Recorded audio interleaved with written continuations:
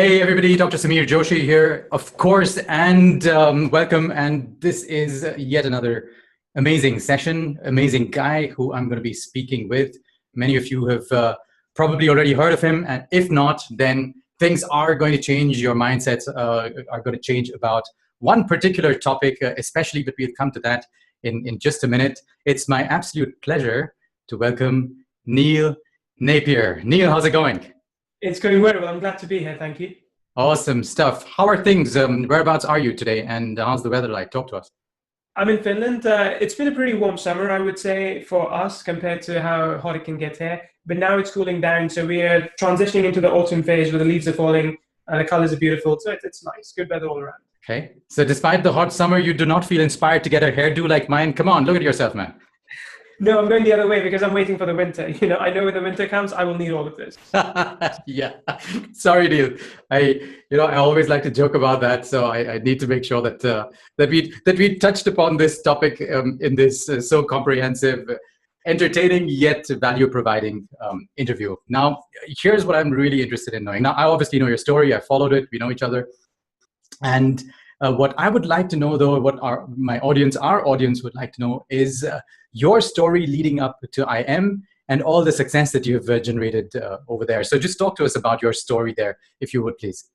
Sure. So my story was kind of born more out of necessity than intention. So I don't come from an entrepreneurial background. None of my family is an entrepreneur. They all have been involved in a job, and that's what they told me I had to do as well. But back in 2010, I was working for a company that was creating software for banks, and they were feeling effects of recession and their contracts were getting cut. So they told me that they couldn't renew my contract anymore either. And I had to make, to be able to stay in England at that time, I had to make £6,000 in 8 months. So someone recommended freelancing, writing. So I got online, I got on, that was at that time freelance, and I think the old version of Upwork. I got on there, Odesk it was called, and I started applying for jobs. And the very first job I ended up getting was doing presentations, writing presentations for this guy based in Australia, getting paid $4 an hour. It wasn't a lot of money, but it was kind of fun money, money that I didn't have before and I had now. Unfortunately, in the end, I still didn't make that £6,000, so I had to leave the country. But I realized that suddenly now there was an opportunity for me to use my writing skills to work for other people. So I went from just doing presentations to actually doing sales copywriting. I mentored under Colin Terrier. I worked with him to improve my skills. And eventually there was a point when I was selling my services for $2,000, $3,000 for a sales copy. So it was really good, but even then I was changing time for money. I looked at others and realized that they were making more money and adding more value to the market by creating and selling products. So I thought that's the next thing I should do. I started creating products. I would test out techniques, method myself, and then turn them into an information product and sell that. The beginning was kind of fun because the very first launch that I did about $17,000 in sales, and I gave away 75% to affiliates, no upsells, nothing, just one product. And I made $4,000 in about 3 days. And that's a lot of money when you are not making that kind of money yourself. And I would tell everyone, like, hey, I tried this out and made $4,000. I'm really happy. And they were happy for me as well. But even after I did that, it took me a few more tries to get back to a higher level. So it wasn't an easy ride. But I think once I figured things out myself, once I looked at what was working, I was able to scale that up. And now we're at that stage that I've been doing this consistently for the last 5 years. And we've generated over $5 million with our own products and doing affiliate promotions as well for others. And really the goal moving forward is continue to scale that up, but also at the same time provide as much value as we can to people out there. Wow, amazing, amazing, amazing stuff. Now, Neil, the thing is, you said something that will resonate with so many people who are watching this and will be watching this later as well. And you said that you don't have an entrepreneurial background. The job, corporate company world is basically what your mindset was and what you were basically primed to get into, and I know that because I wasn't too different either. I broke away from that as well. But there is something, even though if one doesn't come from an entrepreneurial background, one does have an entrepreneurial mindset, and you have that as well. And many of the people listening to this would either have it already, just need to uncover it, or have already uncovered it, or would want to develop it. So talk to us about the entrepreneurial mindset, and especially the challenges, the setbacks that you had, and how you overcame these. So talk to us about that, if you would, please. Sure. So initially, when I told my parents that I wanted to run a business instead of being in a job, they were very resistant to the idea. And I mean, they just said, no one we know has done it successfully. So are you sure you want to do it? So I had a lot of naysayers around me. I mean, they meant well, nothing against them, but it's just that when you try and do something that is outside of the comprehension of people close to you, they will challenge you. And that's okay. I mean, for a long time, that challenge actually drove me to do better. There was a rebellious attitude in me, and I was like, I'll prove them wrong. So if anything, I actually like people saying I can't do something because it pushes me to do it. And I think for me, a lot of it was born out of need. So I know there are people out there who have young families, they want to be able to pay for them. They want to be able to take their kids to Disneyland, and that's what they want to pay for. So as long as you remember your why is it you're doing something, you will never lose focus. So what I even recommend to people who are struggling with feeling motivated about being an entrepreneur is put up your why on a wall in front of you. And there was a scene from Simpson as well that, he's sitting in the nuclear plant, and Homer is sitting in the nuclear plant, and his boss has put this like text on the wall in front of him, like, now, I own you, something like that. So owner kind of hides some of the letters in there, and he turns that into do it for her, with pictures of his kids around there, of his daughter. And I think that's very important. So for me, whenever I struggle with, whether or not I'm cut out to be an entrepreneur, I think about my why. Why am I doing this? And again, it's not just about the money, but it's about what value you deliver, what lives you change, so that it can help you to get paid in return as well. So again, if you're not entrepreneurial, if someone is not entrepreneurial, it's okay. What I would recommend is hanging around like-minded people.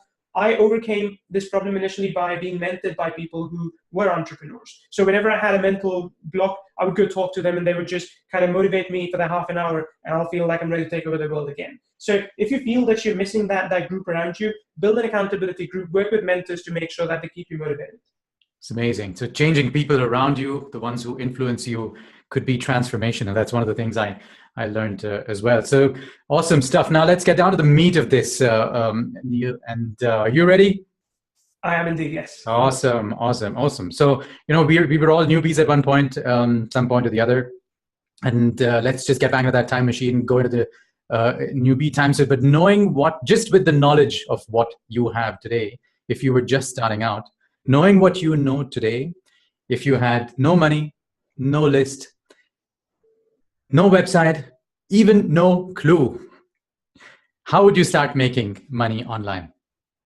So if I was in that position, no website, no money, no clue, the very first thing I would do is get a clue, understand what exists out there. So let's say if I was to go into a completely new market, I would look for the biggest influencers in that market, and I would kind of follow them around for a couple of weeks, see what they do. Do they post a lot on Instagram, Facebook? Do they have courses?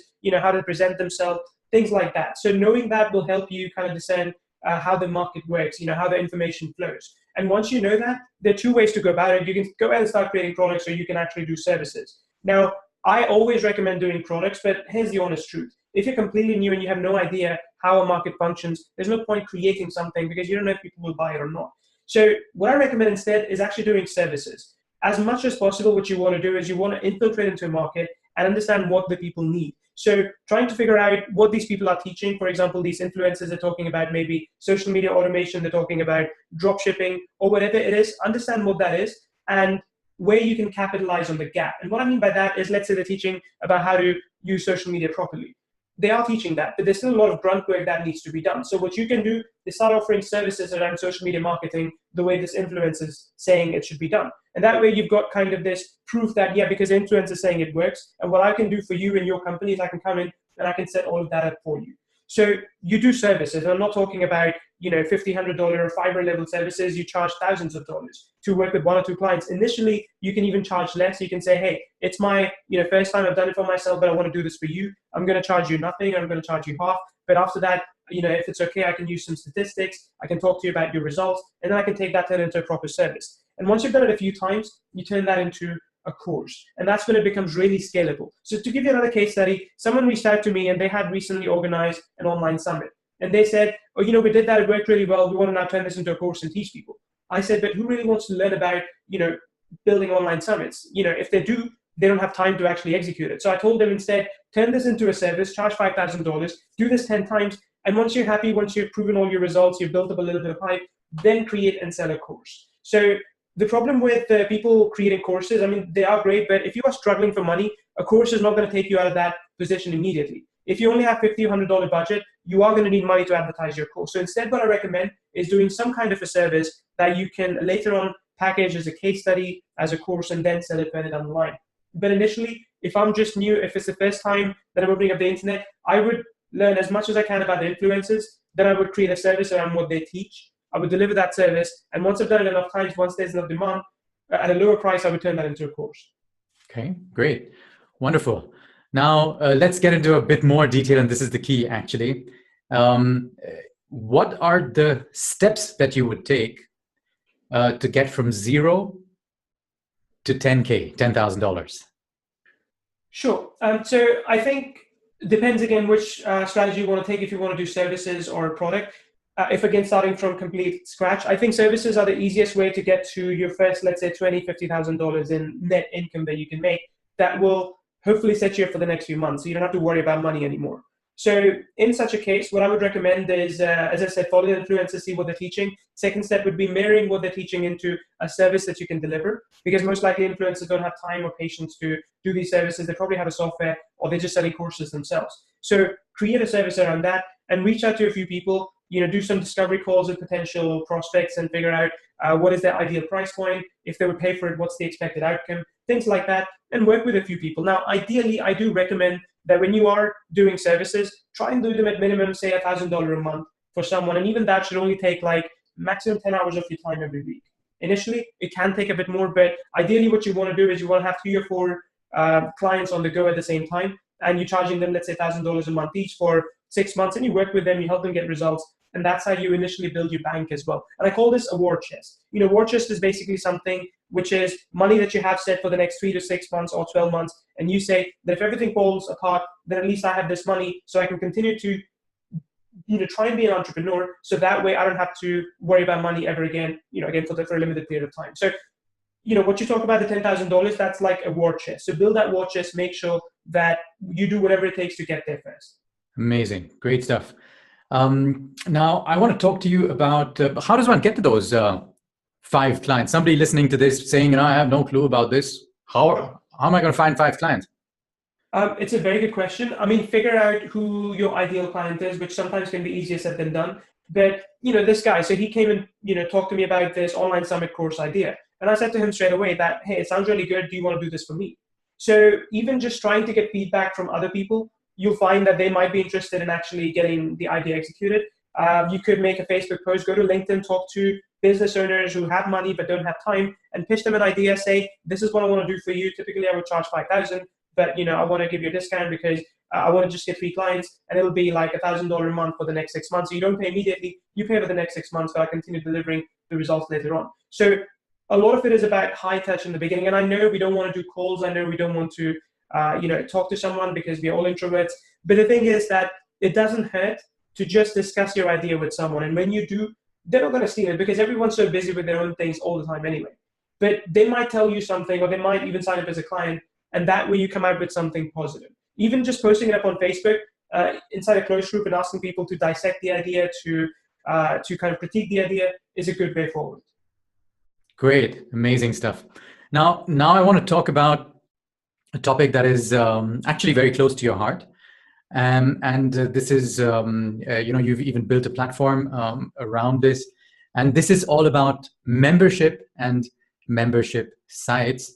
And this amazing mission that you have, that you want to affect 1 million people positively. I find this to be so amazing and so motivating. And I know for a fact your community has, your platform and community has helped even complete newbies build 5-figure businesses online. So talk to us about that, if you would please, about your membership site, your membership site's platform, your mission, and how it helps newbies form businesses. So we had Ryan Dice actually coming in doing an interview with us recently, where his mission is doubling 10,000 businesses by the end of 2020. That's what he says. Our mission's kind of along the similar lines. So both Stephen and I, Stephen's my partner, he's a CTO in our company. Both of us have this mission that we want to transform the world and change this knowledge economy into entrepreneurial economy. So what's happened is that a lot of people out there tend to consume a lot of stuff. I talk to a lot of people and I ask them, what did you do today? They said, I watched this video, or I went through this training, and I did that. No one says I created something. I mean, some do, but not enough to. So our goal is to transform those people, get them outside the consumer mindset, at least when it comes to knowledge. I mean, they can still eat food, but when it comes to knowledge, get them outside the consumer mindset and turn them into creators. Help them take what they know, what's inside their head, turn that into a product that they can sell to other people. Now, as I've been saying all this time, if you are brand new, if you're just starting out, it's okay to do services in the beginning. It's okay to test out ideas. But eventually what you want to do when you land on something that you know people are willing to pay for, you want to turn that into a course. So we have a community, it's called My First 1,000, where we teach people for absolutely free on how to build a membership site, how to create courses, how to drive traffic to them. So our goal, like you said, is really having 1 million people in there one day who are actively creating stuff, who are actively building things that they are selling to other people, that they're providing value to the world and they're getting paid in return. Because there's nothing worse than being knowledgeable about something, being good at something, and not transferring it to other people, because you're really kind of leaving a big void in the market. And remember, people will pay you for it. Even if you are good at, let's say, knitting, for example, teaching people how to knit, they're not going to set up their own knitting business now. That's not their goal. Their goal is, I'm so busy all day, I just want to come home and knit, just watch TV and knit and feel relaxed. So if you can teach them that stuff, that's ideal. We have one of our students who's done about $30,000 just teaching almost retired people how to draw, how to do arts and crafts. And that's her core business. We have another user who's done more than 100,000 euros now online, who teaches other people how to build a brand. And that's all in the last 12 months. I mean, this user story is great because she was working from her apartment all the time. And she even had like interns coming in. She bought a big table, sat them all there in her apartment. And, it was a bit embarrassing for her, but that's what she did to make money. And eventually when she started making money, she went to, she's in Milan. So she went downtown and bought rented a new office, which she paid for upfront for the first 12 months. It's costing her like 36,000 euros a year. And she set up that office, and now it's much more professional. So that's the goal. The goal is that if you have something that you're good at, or something that you can teach other people, you can share with the world, we want to help get that message out to others and help you turn that into a course and sell. So My First 1,000 is a free community where we welcome everyone who has a willingness to learn and do. I mean, you wouldn't believe this, but I kick people out if they're not doing stuff. Like if they say to me that they're going to do it, and a couple of weeks later they're like, oh, I haven't had time, I just kick them out because they're never going to do it anyway. So My First 1,000 is all about that. And then we have a platform called Kyvio where we help people build funnels, build membership sites, send out emails, recruit and manage affiliates, all from one place, essentially giving them an entire ecosystem they need to create and sell online. So those are the two main things that we do. Fantastic. So the My First 10,000, my First 1,000 graduate T-shirt is also what you're wearing there right now. Yeah. We can't obviously see your six-pack through it, Neil, but it's good enough. But I'll tell you this as well. I'm expecting a kid soon, so if I have a six-pack, that will be gone. All right, great stuff. Awesome, wonderful. Any closing pieces of advice? Because we are, pretty much at the end of this. I know you and I could go on talking for a while. But any closing pieces for my audience or our audience? Yeah, I think what I would say is that a lot of people, including you, if you're listening to this, you might have those moments in your life, in your day, where you feel self-critical. I mean, it's okay to be a little bit self-critical, but you might have those moments where you say, I can't do it. What I will say is that, trust me, there are enough people in the world who will tell you that every single day of your life. So don't be that person to yourself. Don't be critical to the point that it stops you. Let other people do that. Your job is to break through those barriers. Your job, really, when you wake up in the morning, is to be a bull and just say, okay, I see that barrier. I'm just going to run through it. I'm going to break it no matter what it is. If you wake up with that attitude, if you feel strongly that your only job today is to take action and get things done, you will get things done and you will see results. Awesome. Awesome. Great. Neil, thank you so much for having taken the time to come and talk to me, talk to us, talk to everybody who's going to be watching this. You shared some great value. I'm mind blown with your mission of affecting 1 million people positively. And,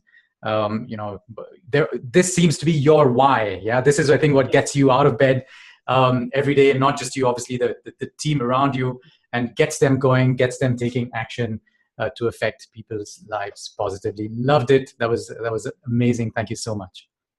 I appreciate that. Thank you. So together with Neil Napier, this is Dr. Samir Joshi signing off. I'll see you guys soon.